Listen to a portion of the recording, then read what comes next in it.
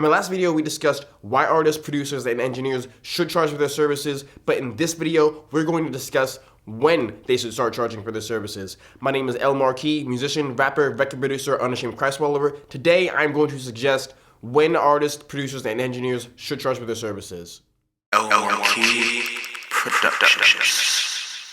When you first start taking your music career seriously, your number one concern shouldn't be making money. The most important things at this stage is developing your craft and getting your name out there, or more specifically, building brand awareness and building awareness for your services and figuring out why your services are better than your competition's. When I first got into producing and engineering, I did not charge for any of my services. I worked completely for free. The only thing I ever asked for was credit. The first artists who I actually worked with are my classmates Butu and Anaro. Butu and I met when we were younger, and then we started talking in middle school, and we played in several different bands together at school and at church. So then naturally we just started making music together. And I met Anaro in middle school. We didn't start talking until high school. A bunch of kids, including us, were freestyling in our percussion class in high school, and he stood out as the best in the class, and eventually I reached out to him to record and produce for him. And in these beginning stages, I never asked them for any money. The only thing I ever asked was just for them to give me credit in their YouTube or the SoundCloud description whenever they uploaded a song that either I recorded or they used one of my beats over. One of the most beneficial things about not charging them any money was that this gave me time to develop my skills. Recording both of them gave me lots of material to work with when it came to mixing. I got to learn and practice different mixing and recording techniques, and also it helped me figure out what to do and not to do as a producer. Sometimes they would use tracks that I produced, sometimes they didn't use tracks I produced. And then I could figure out, okay, how come they didn't like this track, but they like this track? And then I learned how to adjust my skills accordingly. And working with them just showed me different workflows for different artists. I'm also an artist, and I create songs differently than how other people do. During that time, I would finish almost everything I made, no matter how good or bad it was. At one point when working with them, we would start a song, we'd lay down two instruments, and then they weren't feeling it, and then they would just move on to the next track. At that time, I would just keep going because maybe it could get better later on, but no, they wanted to work very fast, and that challenged me to not only be able to adapt my workflow, but also challenged me to speed up my workflow. Especially when working with Butu on his album Spuddies, one of the things that he challenged me to do was actually be able to work as fast as possible, work as efficiently as possible, and still be able to produce high quality content. And eventually when I did develop my skills enough to where it made sense for me to start charging artists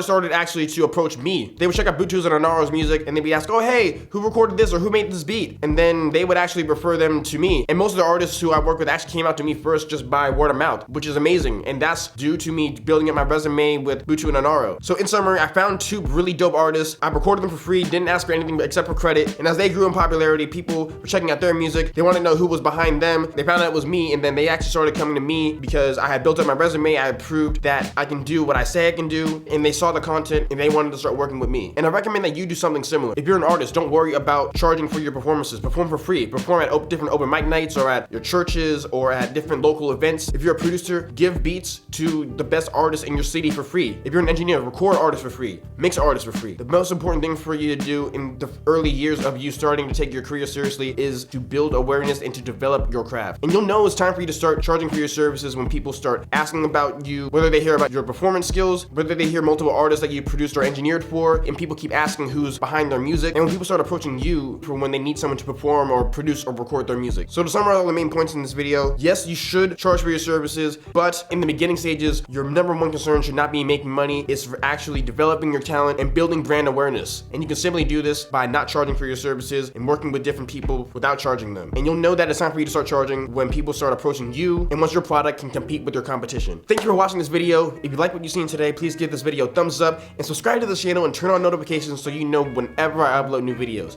And go down in the description below to check out my social media, my website, as well as the links to the background music that you've heard throughout this video. And go down in the comment section and let me know, should you work for free? Should you always charge for your services? Do you agree with what I said? Is everything I said bogus? Let me know in the comment section below. My name is El Marquis Productions. God bless.